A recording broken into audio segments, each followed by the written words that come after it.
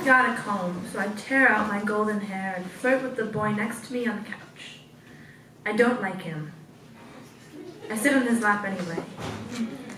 My hands disgust me as they clutch at his shirt, as if there is something inside of him that I could ever want. Of course there isn't. He laughs. My palms feel like prophets, like they are hearing everyone's heartbeat all at once and teasing me with the knowledge. I am Eve, I am Pandora, I am Venus. I want to know and be exquisite as I know it. There used to be an orange in my hand, but I gave it away. Bloody orange, the source of my power, plump with oil paint. Sometimes I put my head on people's rib cages to listen for an orange.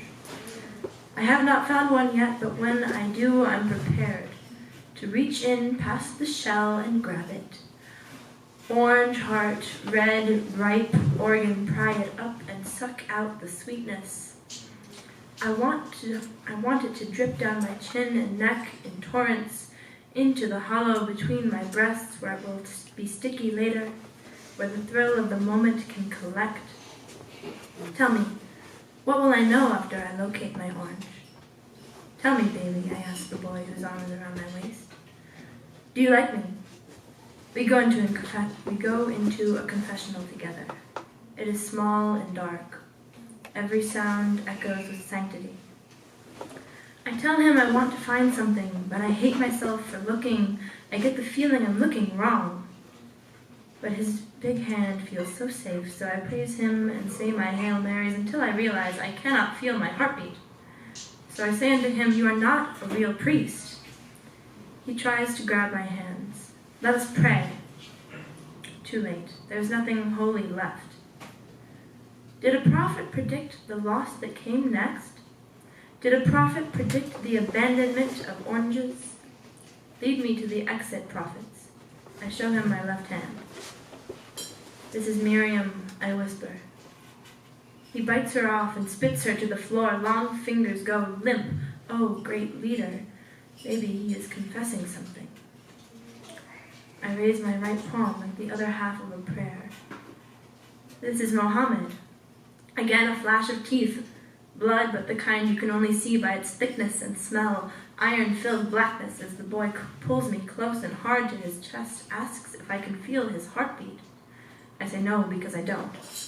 Maybe it's that my prophets are pinned under his shadow. He meets my pitfall eyes, pulls my head back by the hair, asks again, "Can you hear it? Can you hear it? Can you hear it?" My throat is bared to him, pale as a planet in the palm of his hand. I can feel my voice vibrate through it as I answer, "Yes, Father, yes, Father." I imagine myself as Emperor Constantine because it's easier until it's over and I open my lips in heaven, in the beating heart of hell, where there are no oranges at all and where I am only maybe dead. But I have not given up my search for an orange. I can feel the juice on my lips. I stagger. I ignore any and all angels. My arms are still bloody and profitless. The search will be much more difficult. I make my way through the clouds to heaven's only bar. Classic dive. "Do you serve oranges?" I ask as I walk through the doors, licking my lips with a bloody tongue. "Only beer." "Do you know of any ways back to Earth? I need an orange." The white of the sky silhouettes the bartender. Harps moan in the distance. Halos seem to glow a little lighter. All I have is space junk. Maybe you can use a telescope to find a crack in the cloud layer. To whom did I give my heart? The answer is limitless, and I am alone. Nevertheless, I creep to a hole in the clouds and peer through.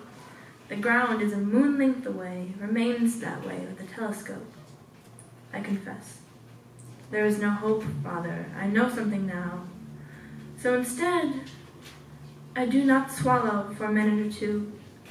I let saliva gather in my throat, summon phlegm from the depths of my stomach, and when the time is right, when the clouds and constellations have aligned, I spit from the firmament with everything in me and watch it for as long as I can, squinting, hoping my hand will catch it.